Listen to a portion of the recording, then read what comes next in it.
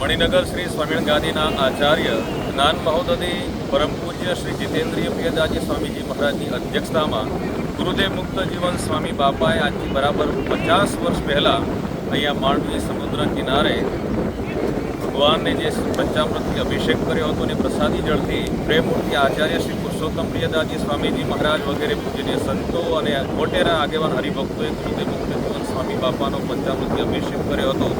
એ પ્રાસાદિક સ્થાન એવું જે માંડવીમાં આજે ગુરુદેવ મુક્ત જીવન સ્વામી બાપા સમુદ્ર સ્નાન સુવર્ણ સ્મૃતિમાં અહીંયા પરમ પૂજ્ય આચાર્ય સ્વામીજી મહારાજ વિશાળ સંખ્યામાં સંતો અને બહુ મોટી સંખ્યામાં પણ હરિભક્તો પધારી અને આજે ગુરુદેવ મુક્ત જીવન સ્વામી બાપાનું પંચામૃતથી એ અભિષેક સ્નાન કરાવ્યો હતો, મહિમાગાન કરવામાં આવ્યું હતું, આરતી ઉતારવામાં આવી હતી। આવા અનેક અધ્યાત્મ સભર કાર્યક્રમો આજે અહીંયા સમુદ્ર કાંઠે માંડવીમાં યોજાયા હતા। જય સ્વામી।